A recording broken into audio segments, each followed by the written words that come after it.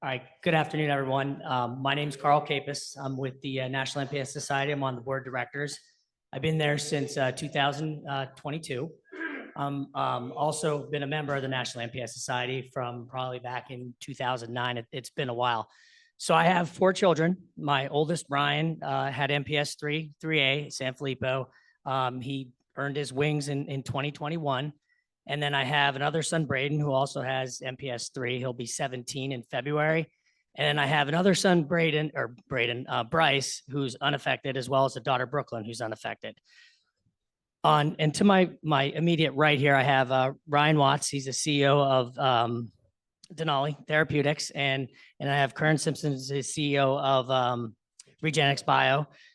They both have. They're working on. I think Curran, you got MPS 1, MPS 2, as well as Duchenne, and then Ryan, you guys have MPS 2 and MPS 3 stuff in the pipeline. So what we're going to do today is we're going to talk about clinical trials, but not the way you think we're going to talk about clinical trials. That's going to happen later in the conference. What we're going to do today is we're going to take you through the process of how we get to a clinical trial. We're going to start at the research end of it, kind of follow through a clinical trial, and then all the way until we get to hopefully an approved treatment that everyone has access to. So I got about 30 minutes. We'll do a question and answer at the end if we have some time. But what I'm going to do right now is I just want to turn it over to Ryan really quick. Ryan's going to give you a quick just bio of kind of how he got into it, and then I'll turn it over to Curran and give you a little bit of background behind these guys, and then we're going to start to walk through that process. So go ahead, Ryan. Great, great to be here. This is the, I guess, third family conference I've been to, and I think it's virtually impossible to follow Dr. Burton. What an incredible, incredible impact you've had. I know that we've loved working with you, and thank you for the huge impact. One of the things that inspired me about what I saw in Dr. Burton's slides is the history of these medicines and how they came to be. And my background has been in recombinant proteins and human proteins that are engineered to treat diseases. I worked for a number of years at Genentech, which actually produced human insulin. It was one of the first genes that was cloned, and some of that technology led to the cloning of a lot of these enzymes for enzyme replacement therapy, the recombinant DNA technology. A little bit about my background. I was born and raised in Utah. I'm the youngest of 7 children, large family. And I didn't really know that science could be a career path. I had sort of the usual, had a brother who was a physician, a father who was an architect, brother that was a builder, and that was my background. And then fell in love with science later in high school, went to the University of Utah, went to public schools all the way through, and started to get very interested in nervous system development. How does the nervous system wire? How does it connect? Went on to get a PhD focusing on nervous system development and thought I was going to become a professor. And then got very lucky, joined Genentech at a time where they were producing a number of really impactful cancer therapies, and started working on cancer, even though my background is a neuroscientist.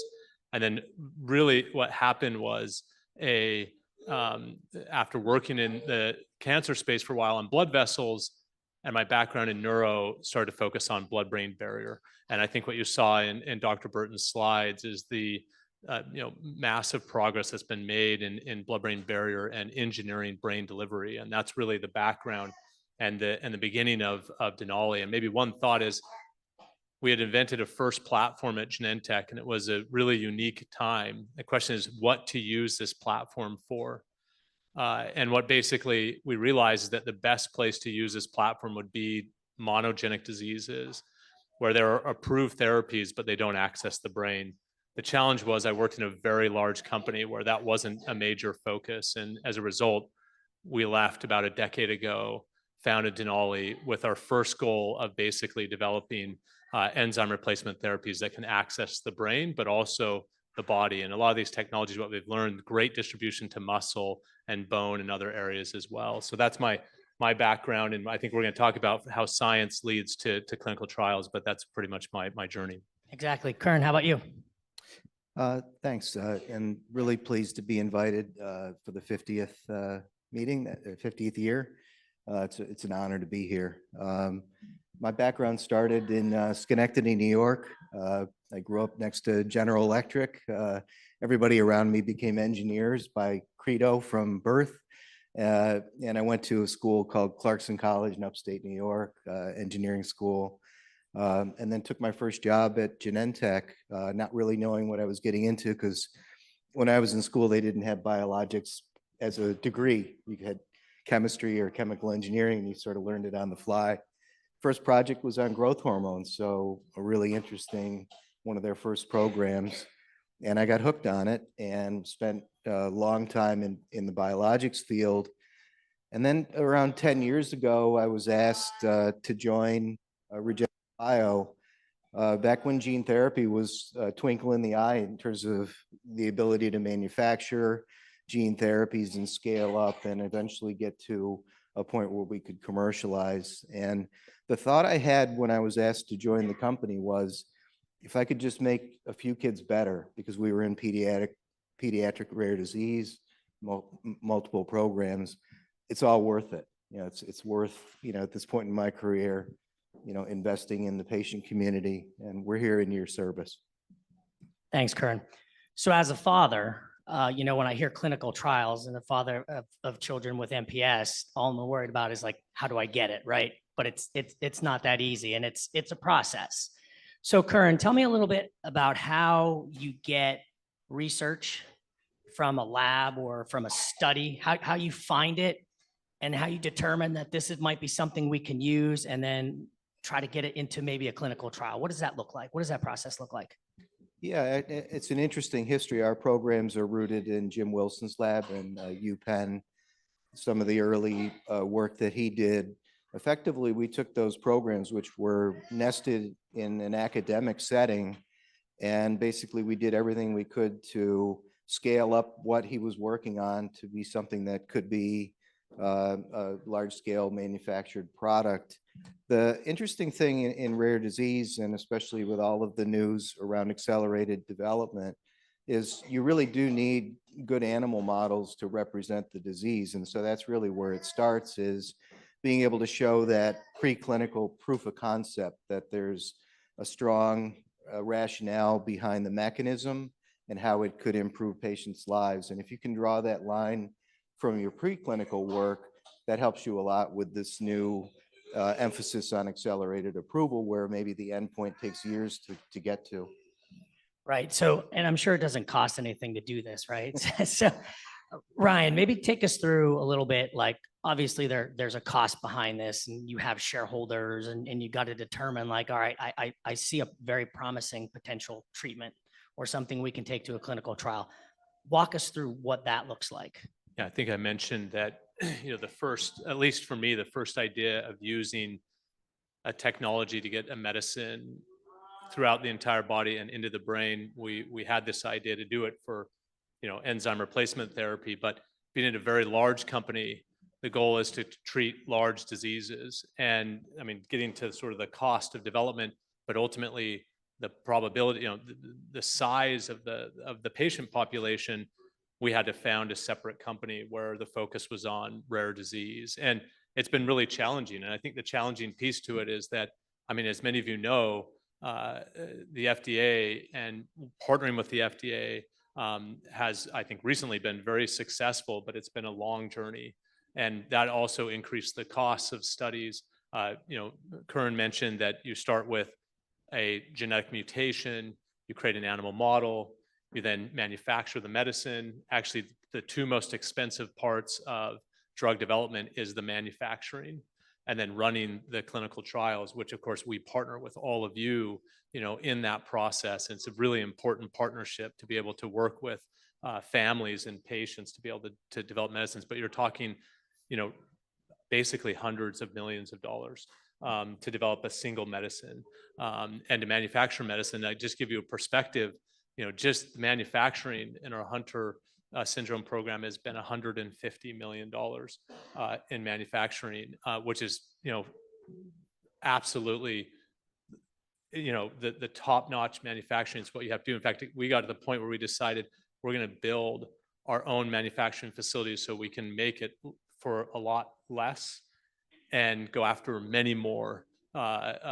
rare diseases and try to really drive the cost down and keep very high quality manufacturing. But that's just an idea of the cost of manufacturing these medicines. It's different for different types of medicines. Oral medicines are often cheaper, but the types of diseases we're talking about today, you need these protein therapeutics or these gene therapies. Yeah, and that manufacturing of the drug is big, right? You can't just go down to CVS and say, hey, I'm going to order me some gene therapy, right? So that's a big step in order. You can't just get or manufacture drug anywhere, right? So that's. Yeah, and I think really exciting for us, almost exactly 2 weeks ago, we just opened our own manufacturing facility in Utah, with the hopes, again, of driving down costs and going after many more diseases. And in fact, last Thursday, we started our first run for a lysosomal storage disease. So it's really exciting. It's very expensive. It's highly technical. This is not like what you imagine manufacturing is like. You're basically growing human proteins in live cells, and it's a process. So you we talked about like how you get there and how you're going to take that next step. Now let's talk about how you kind of develop a trial, how you look at, obviously there's going to be collaboration with the FDA on how the trial moves forward. You're going to talk about like biomarkers. You're going to start talking about PIs and those kind of things. Curran, take us through that process. What does that look like? And I would say that's definitely gone through a lot of evolution. So if I think about 5 or 7 years ago, FDA was still pushing for placebo-controlled studies, which are very, very difficult to run in rare disease, and traditional endpoints. And now if you look at where we are today, you see surrogate biomarkers that are reasonably likely to predict a clinical benefit being used as a rapid way to accelerate drug approval. And that's absolutely critical for us. We've been working on MPS II for 10 years now. And it was playing like a game of chutes and ladders. So we would start to see progress in one area, and maybe we had to make a manufacturing change to scale the process up. That takes 2 years to implement once you make those kind of changes, and it delays availability of drug, and it delays our ability to conclude the studies. On top of that, if the study has, let's say, a neurocog outcome, that could take 3 to 5 years to really see a difference versus, let's say, natural history. A lot of that's changed now. I think there's more acceptance of external controls, which we can use to compare how the patient is doing. We've learned a lot about gene therapy in terms of safety, and so we're more open to other mutation statuses that we might not have been initially because we didn't know what impact that could have. So I feel like it's a really, really difficult process, but what I'd like people to leave here today with is it's getting a lot better and it's coming a lot faster. And we feel like that's helping us keep things moving, where I would say, especially through COVID, where we literally couldn't manufacture product at some times because some of the factories were allocated to vaccine. It felt very desperate, but now I think the sky is clearing a bit, and we're looking forward to a really good year next year in terms of advancing programs. Ryan, talk to us a little bit about a principal investigator. How do you select a principal investigator? How do you determine where you're going to hold your clinical trial? Like, how do you select an institution? What does that look like? Yeah, I mean, some of our best principal investigators are here. I should just call, Dr. Burton and Dr. Munzer and others come up, and they're the best. And in fact, I was just, thinking of Curran's answer when it comes to the design of the trial and the evolution of the trial. It's partnerships with our investigators. And I think the thing I really like about working in rare disease is that close connection with investigators and patients and patient families. I've also worked in big diseases like Parkinson's and Alzheimer's, and it's a lot different. You run a trial, they're huge, 1,000 patients, and they're not as mobile in terms of being able to say, hey, we're learning this, let's change that, let's change this as we evolve the study and we see the data. And so I think the investigators in this space in particular are incredibly important, as are the family and the patient advocates. And I think that we've just seen, again, a massive change in the last year because of the work of the people in this room with regulators. I'm deeply grateful for the impact you've had working with the FDA, the families, and especially our investigators. And I think we're at a tipping point where the science, the regulatory science is catching up to this inventive science that can have a huge impact on our families. Yeah, and we keep talking about collaboration. I mean, obviously that's huge, whether it be with the FDA, whether it be with the patient organizations. I mean, that's a key factor in order to get the word out there of what you're trying to do and how you're going to accomplish it. So I guess my next question, I'll go to you, Curran. How do we select patients? What does that look like?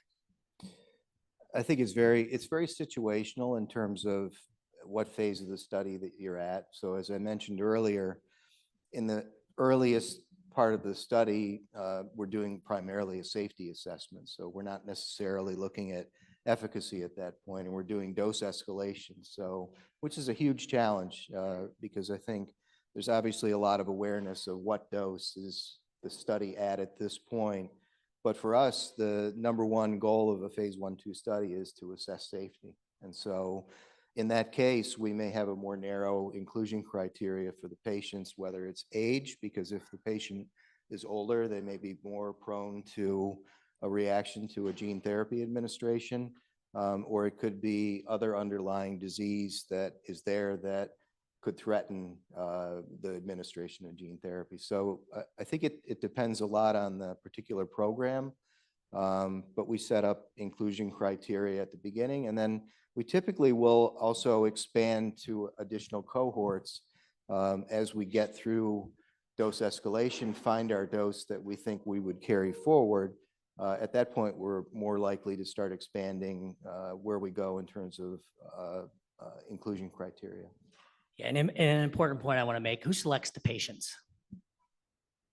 That's usually done in concert with the primary investigators that we work with and our clinical development team. And it truly is a team effort for that. And of course, it's ultimately the parents are heavily involved in that decision. So it's very collaborative, that process. Yeah, I wanted to make, because as a father, again, you get your children, they have this disease and there's a clinical trial. You're like, all right, how do I get them in there? But it's not that easy, right? It's a matter of going through determining which child fits best, looking at inclusion criteria and all that. So now say we're in a clinical trial, we're starting to treat children. What kind of data do you look at and what do you do with that data once you get it? How long does that take? What does that process look like to go through a clinical trial with the ultimate goal of, I want to take this clinical trial and I want to make this available to everyone, right? Because you can't do that in the beginning through a clinical trial. So Ryan, why don't you take that one? Yeah. So, I mean, again, it's so disease specific. And I think one of the sort of brilliant realities about the monogenic diseases is that there's often an associated biomarker that allows you to see if the drug is having the desired impact. I think for most of us, especially those that are working on brain component of these diseases, we're looking for brain biomarkers. We're measuring biomarkers in the cerebral spinal fluid. And I'll tell you, like, as a inventor, just a really quick story. I now realize it's 20 years that I've invented medicines, and one of the hardest things is talking to families or patients that want to be on the medicines that you've invented, because as an inventor, you want everyone to have the medicine, but you realize there's this process of proving first that it's safe, and then it's efficacious. And I remember very vividly October of 2020. So this is during the pandemic, and we had just treated our first 5 patients with Hunter syndrome, maybe in this room, which is kind of difficult to share this story. And I had just spent 3 hours filming with my mother who had Alzheimer's disease. It's like basically we were having a conversation and I was filling in the blanks as she was trying to remember these things. And it's another disease area we've worked on for years. I've worked on for 2 decades. And it was very emotional, 3 hours with my parents, but it was amazing. And I'm so glad I have that video of her. And I left my childhood home and I got a phone call from Carol Ho, which many of you know, who's our chief medical officer. And she says, "You're never going to believe this." And I just said, "Well, what?" She said, 4 out of the 5 patients have normal levels of CSF heparan sulfate. not achieved ever sort of in the history of that I've seen. And I'm driving on the road in my hometown, and I just pull over this side, and I just like cried for like 15 minutes. I I drove and saw my family. They're like, "What's wrong?" I'm like, we've been working on this blood-brain barrier technology now for 15 years. First at another company, now this company. I mean, these take a very long time, and I think we have the first evidence that this likely is working. And so, these diseases allow us, we get to be able to see these biomarkers that then leads to correction of neuronal cell death. You can look at something like neurofilament and other biomarkers I think are really important markers of these diseases. And that's part of the process. So from the time that the first patient was dosed to that date, that data was 6 months. Okay, but from the time we said we're going to work on Hunter syndrome to dosing the first patients, in our case was quick. It was 3 years. But we had worked on the platform for 15 years. But that answers sort of the timing. But the biomarkers are a critical piece to allow us to get an insight earlier, to understand dose, to understand safety, to understand how we build tolerance. Those are all really important points in the process. So as a parent, my 2 older boys were, I want to say we were probably in 2 natural history studies, and I think there were 4 clinical trials that we tried to get into and we could not, which is hard as a parent to hear, because you want to get your children in this. I've taken the time to understand the process that we kind of talked about today. But and the other point I'll make is I know that it's hard when you get out there and you're running a clinical trial. You want to treat as many patients as you can, but it's just not possible, whether you're limited by drug or by, you talked about safety and dose escalation. There's so many factors that go into that. Talk to me a little bit as we kind of close up here, and I'll direct this towards you, Curran, about early access and compassionate use. What does that look like, and how do you evaluate that?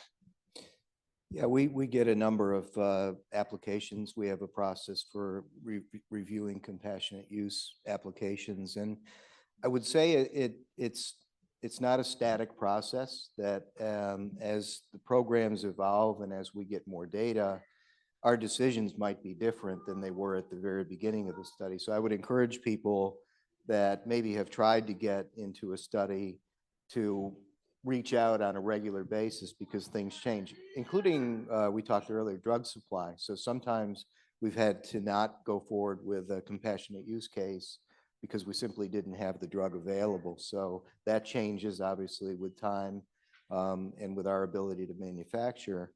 But it is a process. The number one immediate piece is to look at safety.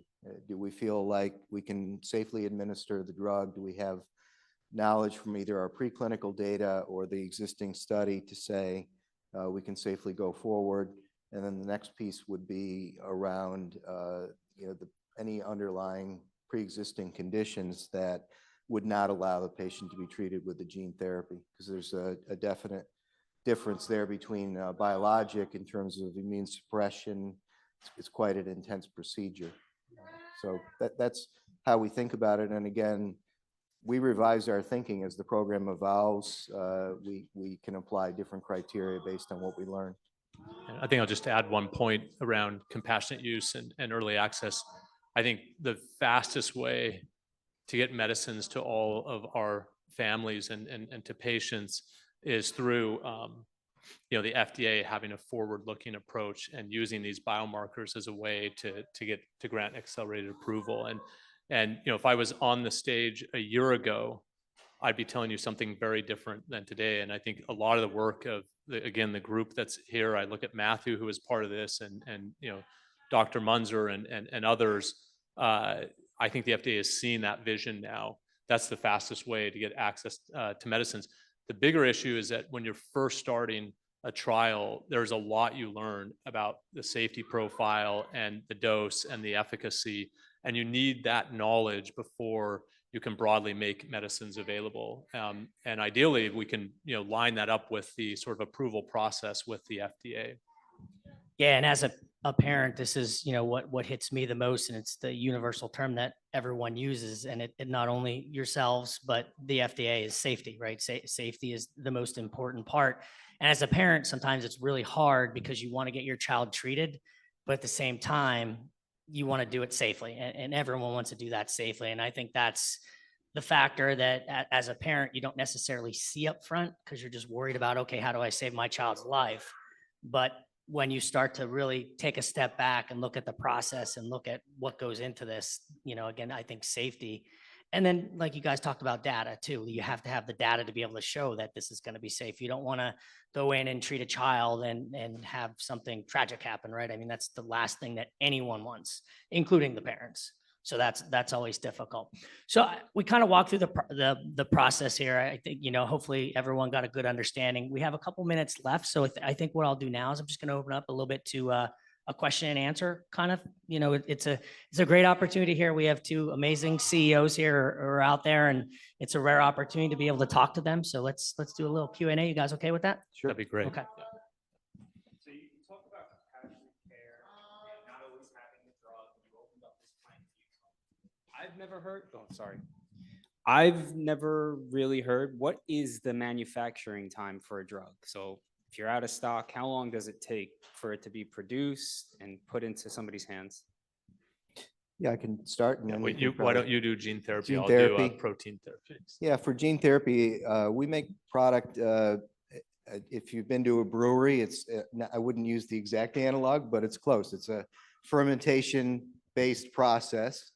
And the process from the day we start to the day that we have finished drug available in a vial, it wouldn't be less than 6 months from the day we start. So that's why it can take almost a year to build inventory. Now, we run a batch every other week, so we're continuing to build on what was the first batch, but it's literally a 6-month process. And it's even worse if you're doing that with a contract manufacturer. Typically, it could be 9 months to a year before you'll release the drug. Yes. Yeah, so we were, exactly. Yeah, we were outsourcing. We lost production for almost a year and a half. In the meantime, luckily, we were building our own plant at the time. Just to give you a feel, it's $70 million investment for the manufacturing plant. So very serious amount of capital required to get there. But now we have control of that. And the time I gave you, we look now to compress that rather than see it stay at 6 months. That's the future for us. Absolutely. Yeah, the point was better consistency, bringing it in-house. So if one of you came up today and said, we have this disease, we have this gene, and let's make a medicine, I think from like the idea to cloning it to then producing it for the quality that's needed for like your first clinical trial, I would say roughly 2 years. If you're on the fast track. For us, it was 3 years with ETV IDS with our DNL310 medicine. That was from like idea to actually starting the trial.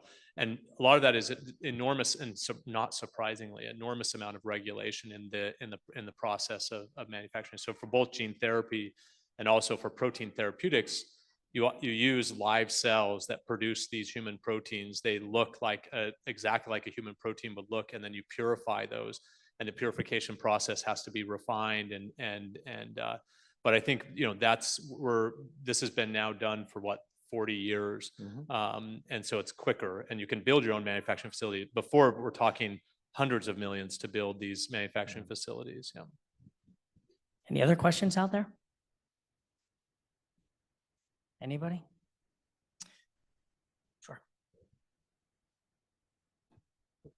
I'll come to you. Hold on.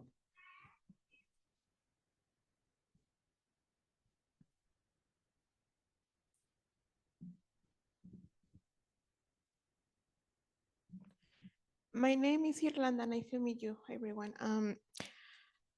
I have a problem with my hips, and I saw a doctor in Arizona, and he told me, no, you are too young for the surgery to fix my hips.